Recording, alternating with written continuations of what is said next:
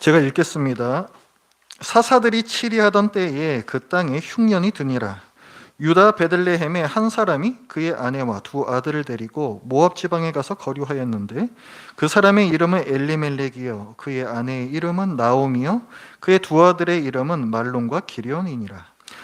유다 베들레헴 에브라 사람들이더라. 그들이 모압 지방에 들어가서 거기 살더니 나오미의 남편 엘리멜렉이 죽고 나오미와 그의 두 아들이 남았으며 그들은 모압 여자 중에서 그들의 아내를 맞이하였는데 하나의 이름은 오르바요 하나의 이름은 룻이더라.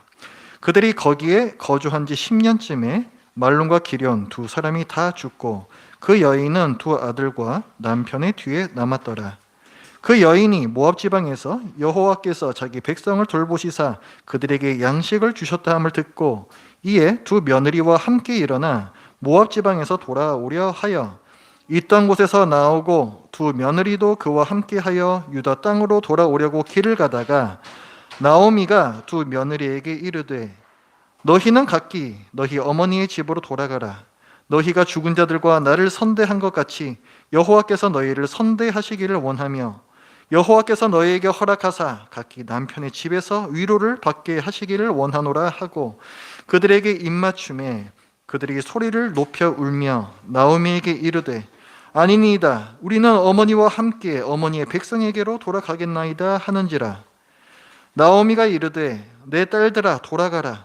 너희가 어찌 나와 함께 가려느냐? 내 태중에 너희의 남편 될 아들들이 아직 있느냐? 내 딸들아 되돌아가라. 나는 늙었으니 남편을 두지 못할지라. 가령 내가 소망이 있다고 말한다든지 오늘 밤에 남편을 두어 아들들을 낳는다 하더라도 너희가 어찌 그들이 자라기를 기다리겠으며 어찌 남편 없이 지내겠다고 결심하겠느냐?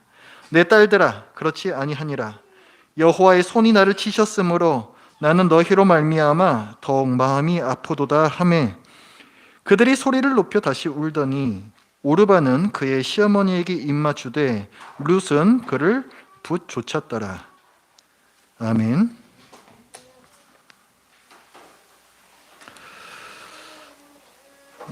오늘 여러분은 예배 드리기로 결심을 하셨기 때문에 이 자리에 또 나와 계신 거죠.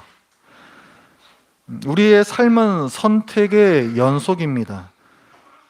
사실 우리가 자는 시간 외에 우리가 뭔가를 선택하고 결정하지 않는 시간은 별로 없어요. 우리가 선택하고 결정하지 않고서는 우리는 아무것도 할 수 없습니다. 때때로 우리는 중요한 결정, 쉽지 않은 선택을 해야 합니다. 그런 결정은 누구도 결과를 보장할 수 없고 그저 그냥 최선을 다해서 이게 가장 좋을 것이다 그것을 판단해서 선택할 수밖에 없어요.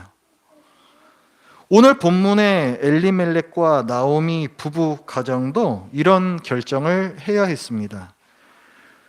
이들은 이스라엘 사람들인데 그 땅에 가뭄이 들었습니다. 흉년이 들었어요. 그래서 엘리멜렉과 나오미 가정이 중요한 결정을 합니다. 고향 땅을 떠나서 먹을 것이 그래도 조금은 더 풍족한 모압이라는 이방인 땅으로 가기로 결정을 합니다. 이 가정이 이주하는 것은 오늘날 우리들이 이 동네에 살다가 저 동네로 이사 간다 이런 수준이 아닙니다. 난민이 되는 거예요. 인권 얘기를 하는 현대 시대에도 난민 차별은 굉장히 심합니다. 나오미가 살던 이 시대는 말할 것도 없어요. 나중에 우리가 요 룻기 뒷부분을 보면은 룻이 시어머니 나오미와 함께 유다 땅 베들레헴으로 돌아오잖아요. 그런데 이 기록된 걸 보면은 룻을 그냥 룻이라고 부르는 법이 없습니다. 모압 여인 룻, 모압 여인 룻, 모압 여인 룻 그 수식어가 빠지질 않습니다. 사람들이 그렇게 불렀다는 거예요. 인종차별이 심했다는 겁니다. 저 사람은 어디 나라 사람이야 이런 거죠. 그러니까 지금 거꾸로요. 엘리멜렉과 나오미 가정이 모압으로 가잖아요. 거기서 받을 차별도 마찬가지입니다. 쟤네들은 이스라엘 사람이래. 이스라엘 사람은 아무개, 이스라엘 사람은 아무개. 이렇게 되는 거죠. 나오미 가족이 모압 땅에서 겪는 어려움은 사회적 차별에서 끝나지 않았습니다. 집안에 큰 우환이 닥쳤어요. 남편이 먼저 죽습니다. 두 아들을 그 현지 여자들과 결혼을 시켰는데 이 아들도 둘이 다 죽어버려요. 우리 아버지의 집에 대해서 배웠죠. 고대 근동시에는 아버지의 집이 굉장히 중요했다. 그러니까 가부장제라고 말할 수가 있는데 모든 가족들이 그 가정의 아버지라고 불리는 가장 어른입니다. 남자 어른. 그 테두리 안에 있어야만 경제적으로 생활할 수가 있고 사회적으로 보호를 받을 수 있어요. 그런데 지금 나오미 가정은 지금 어떻게 됐습니까? 남자들이 다 죽어버렸습니다. 여자만 셋이 남았다는 거예요. 이것은 경제적으로 굉장히 어려워질 것이며 사회적으로 매우 위험해졌다는 것을 뜻합니다.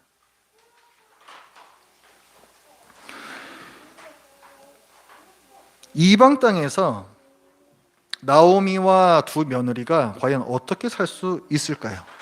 때마침 이스라엘의 가뭄이 끝났다라는 소식이 들려왔습니다.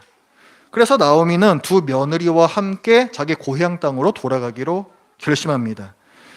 돌아가는 길에 나오미는 두 며느리를 자기 민족의 땅, 그러니까 모압 여인들이잖아요. 그러니까 모압 땅으로 그냥 돌려보내야겠다라고 마음을 고쳐먹어요.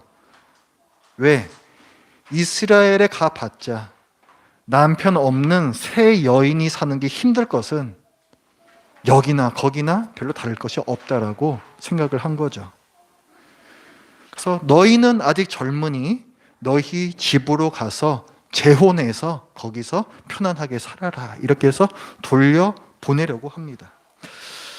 자, 지금 우리가 이 본문을 보면은 이 나오미의 어떤 그 마음을 느낄 수가 있는데 나오미는 먼저 아주 극심한 고통을 느끼고 있습니다. 20절 말씀을 보면 나오미가 그들에게 이르되 베들레헴 그 보양 사람들에게 얘기하는 거예요. 나를 나오미라 부르지 말고 나를 마라라 부르라. 이는 전능자가 나를 심히 괴롭게 하셨음이니라. 지금 나오미는 심히 괴롭습니다. 모든 것을 잃은 고통을 당하고 있고 그래서 절망했고 소망이 없습니다. 나오미는 가난하고 남편과 아들이 없는 당시 사회에서 가장 약하고 가장 빈곤하고 가장 위험한 여자들만 셋이 덩그러니 남았습니다. 감당할 수 없는 삶의 무게로 나오미는 심히 괴롭습니다. 또 나오미는 극심한 절망을 느끼고 있습니다. 13절 말씀을 보면 여호와의 손이 나를 치셨다 이런 표현이 나오고 21절에서도 중간에 여호와께서 나를 징벌하셨고 전능자가 나를 괴롭게 하셨다 이런 말씀이 나옵니다. 전능자가 나를 괴롭게 하였다 이런 말을 하고 있어요. 예를 들어서 다른 사람이 나를 괴롭히고 있습니다. 그럼 내가 어떻게 해서든지 그걸 못하게 막을 수도 있겠죠. 근데 지금 나오미가 생각하기에 자기를 괴롭히는 건 누구예요? 전능자입니다. 대항할 수가 없어요. 하나님께서 자기에게 닥치는 나쁜 일을 못 막으신 게 아닙니다. 하나님께서 그 고통을 허용하신 거예요. 하나님께서 나오미를 징계하고 있다. 나오미가 현실에 절망한 이유는 단지 고통의 무게 때문이 아닙니다. 그 고통에서 벗어나기 위해 전능자 앞에서 아무것도 할 수 없는 것이 없기 때문에 더 절망스러운 거예요. 그리고 나오미는 극심한 죄책감도 느낍니다. 아까 우리가 읽었었죠. 여호와의 손이 나를 치셨다. 나를 징벌하셨다. 이런 표현들이 나오잖아요. 나오미는 자기가 겪고 있는 어려움들을 자기 가족의 죄를 벌하시는 하나님의 징계로 여깁니다. 여호와의 손이 나를 치셨다.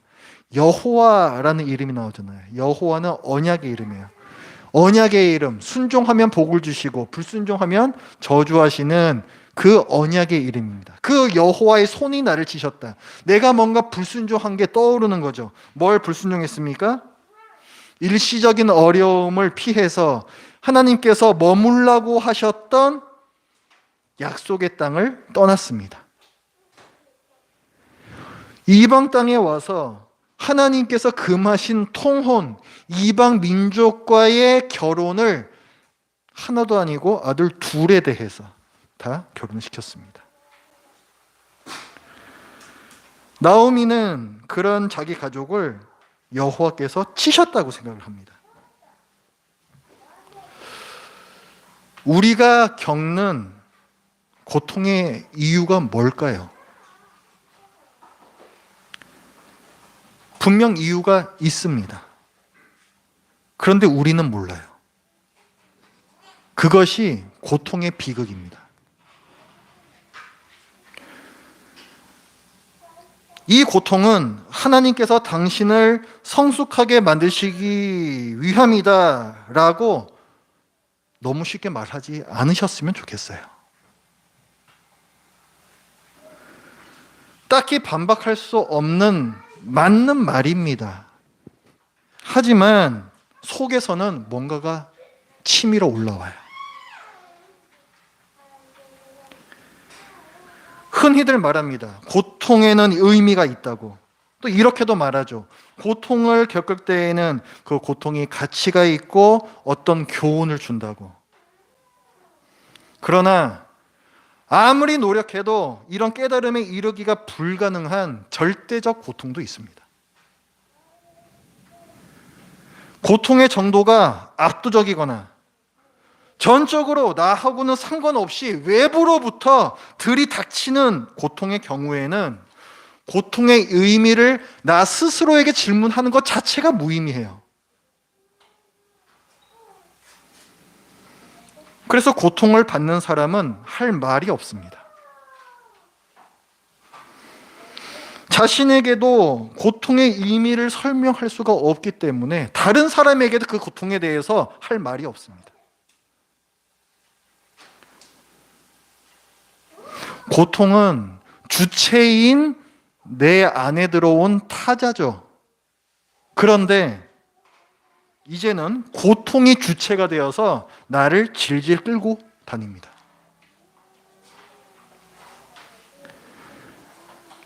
고통에 아무 의미가 없어 보인다는 것이 고통의 비극이다. 절대적 고통을 겪는 사람은 고통을 말하는 것조차 불가능하다. 무의미한 고통이 죽을 때까지 반복될 것이라는 사실, 그리고 이 고통의 십자가는 전적으로 당사자만 지고 갈 수밖에 없다는 사실, 이것은 아마도 사실일 겁니다. 그럼에도 불구하고 고통의 곁이 필요해요. 이해할 수 없는 고통을 당하던 다윗의 곁에는 요나단이 있었고 그를 지지하는 사람들이 있었습니다. 복음을 전파하면서 온갖 고통을 당했던 사도 바울에게는 누가가 있었고 실라가 있었고 디모데가 있었죠. 고통은 고통받는 사람을 격리시키려고 합니다. 나오미는요, 감당할 수 없고 책임질 수 없는 고통 앞에서 두 며느리를 떠나 보내려고 합니다. 너희까지 이 고통을 함께 당하게 하려니 내가 더 괴롭다 하면서, 고통은 그 고통받는 자를 고립시키려고 해요. 우리는 큰 고통 앞에서 혼자가 되려 합니다. 고통이 내 몸과 마음을 장악하면 눈앞에 더 이상 다른 사람들은 보이지 않아요. 이는 내 고통만 해도 버겁기 때문에 타인과 다른 세계를 더 이상 받아들이려 하지 않는 자연스러운 반응인데, 문제는 뭐냐면 바깥에 대한 관심을 꺼버리면 결국 바라볼 곳은 자기밖에 없어요. 근데 자기만 바라보면 결국은 자신을 죽여버리는 나르시시즘에 빠지게 됩니다. 나르시시즘이 뭡니까? 나르시소스라는 사람이 있었어요. 연못을 봤더니 거기 누군가의 얼굴이 비쳤습니다. 너무 아름다운 얼굴이었어요. 그래서 그 얼굴만 쳐다보다가 나중에 죽어요. 그걸 나르시시즘이라고 그러죠. 우리 고통에 대해서도 이런 나르시시즘이 가능하다는 얘기입니다. 그래서 곁이 중요해요. 곁.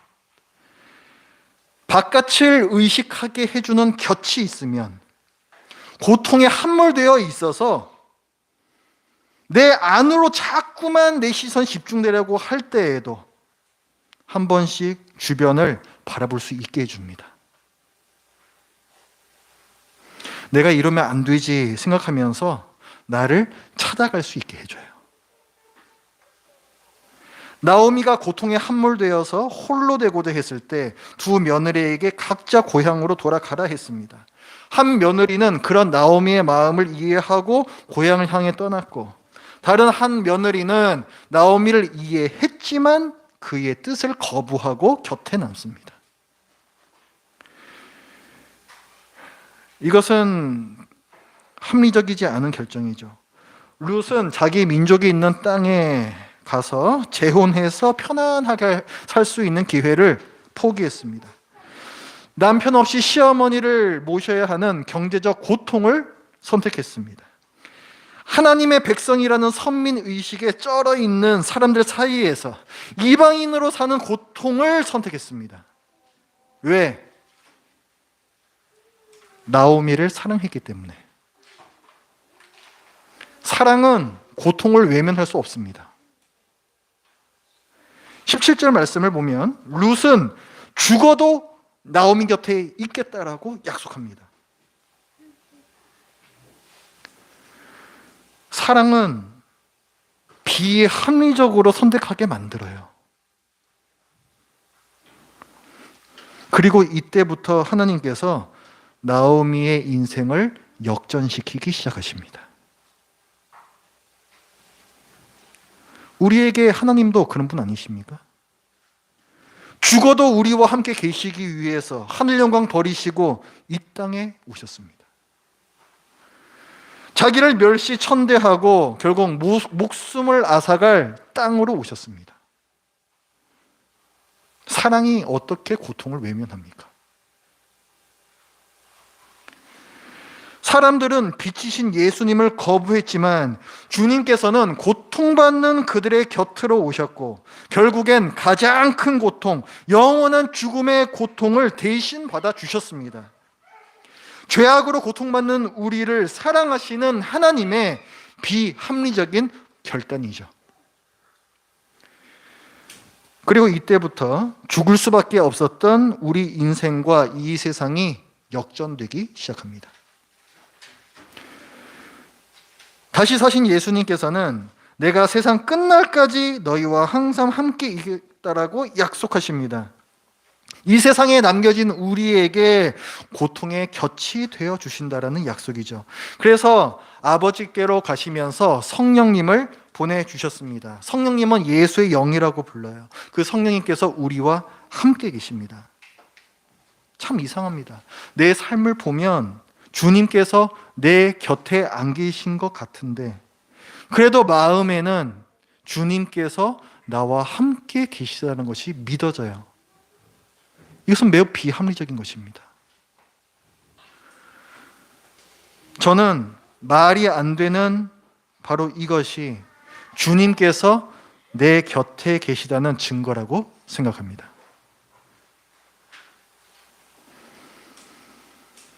우리가 나와 함께 계신 성령님의 위로를 잘 깨달아 알 수 있다면 좋겠습니다. 고통의 나르시시즘 벗어나기 위해선 내 눈을 다른 곳으로 돌리게 해주는 누군가가 필요해요. 성령님께서는 그런 분이십니다. 성령님께서는 이 성경 말씀을 통하여서 또 기도를 통하여서 그리고 내 주위의 사람들을 통하여서 말씀하세요.